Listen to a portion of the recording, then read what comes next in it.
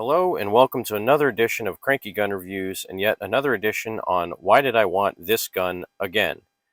Today's gun is the Charter Arms Bulldog in 44 Special. This is a fairly recent year of manufacture gun. I have not looked up the date specifically, but this is a model 74421, which actually came with the non-spur hammer for carrying this gun. Somebody at some point in time actually put a standard hammer in this gun. You can see that this is a modern manufacture, came from Shelton, Connecticut, has your standard trench sight with a small ramp front sight, and it is a 5-shot 44 Special revolver. Here again you can see the original hammer that this came with, but again somebody at some point in time put a standard hammer in it.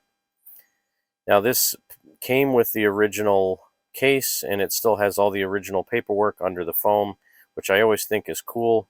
I'm going to end up hanging on to this paperwork in case I ever sell it or just for nostalgia purposes. So why did I sell this gun in the first place? Well, let's go back in time. It is a Charter Arms Bulldog Pug in 44 Special. And this is a blued version with a bobbed hammer. That's from the factory, has a bobbed hammer. The main frame of the gun is blued. The barrel, I believe, is stainless steel and it's painted. 44 Special versus 38 Special. I don't know how well you can see that. Obviously, instead of being a 38 caliber, it's a 44 caliber. Little bit longer shell casing, a little bit bigger head. So let's go ahead and see how the Bulldog Pug does 44 Special. I think this is, I don't know, like 100 and... how heavy are these? 240 grain lead semi-wad cutters. So this is going to be a pretty stout round. Here we go. 44 Special, my first shot. Ooh, yeah, that smarts a little bit.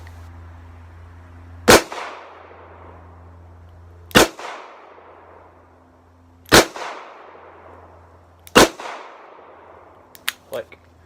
Alright, so I've watched a lot of videos on this, and they are not lying when they say that this thing hurts a little bit.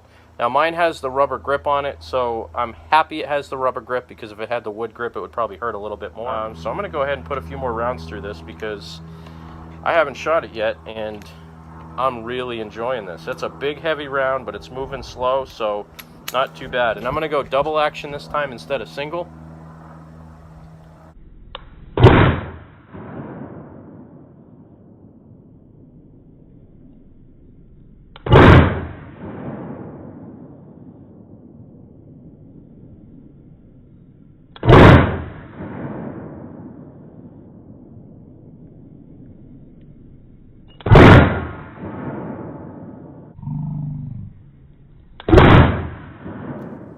Yeah, I'm going to tell you right now,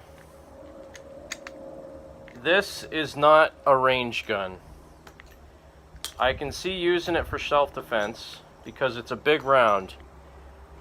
I put 10 rounds through this and I can already feel it wrecking my finger from the trigger on this thing. The problem is, it's such a heavy round and such recoil, and again, it's not horrible.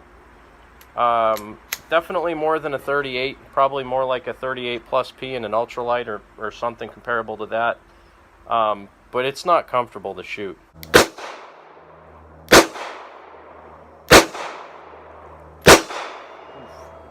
That one was low.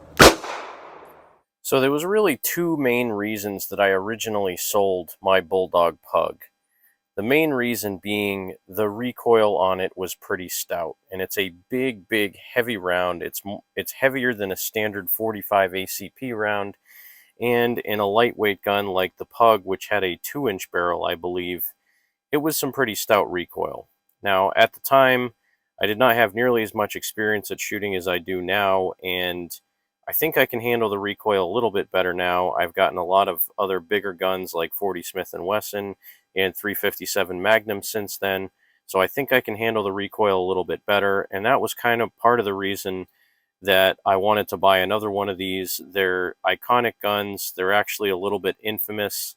Again, the son of Sam Killer, David Berkowitz, was said to have carried one of these. He had one on him when he was arrested, and I've been... Now, the second reason that I originally sold my Bulldog Pug, which hasn't gotten any better, is the cost of ammunition. Now, back when I had my Bulldog Pug, the only ammo that I could really find for it was HSM Cowboy Action cartridges, and those were about $30 for a box of 50 at the time. And I think I had only purchased about 250 rounds because it was so expensive.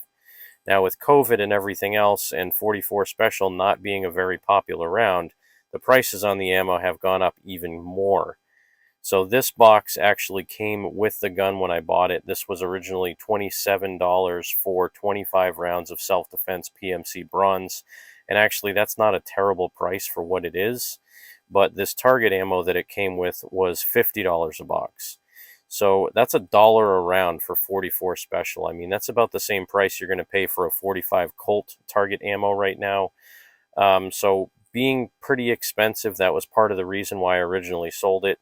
And this was actually a pretty good deal when I bought this gun. I paid $400 for the gun with 125 rounds of ammo. So realistically, it was $130 worth of ammo and $280 or $270 gun if you want to look at it that way. Now, because of the cost of ammo, I did go out and buy some reloading dies for my Lee press, as well as a bunch of Starline brass, some large pistol primers, some 240 grain flat nose lead target ammo, and some self-defense bullets as well, so I can start reloading and in theory save myself some more money in the long run. So I'm going to start reloading this, and again, it's another one of those, why did I want this gun again? Just one of those that I kind of regretted selling. I wish I'd kept the Bulldog Pug. It was kind of a unique gun, and I've actually started looking for one of those bobbed hammers to put on this because I do like the kind of stubby hammer more than the one that came on this gun. So thanks again for joining me in another edition on Cranky Gun Reviews. God bless America. Support your two-way rights. Get out there and shoot. And remember, if someone asks you to give up some of your rights for the greater good, remind them that freedom is the greater good.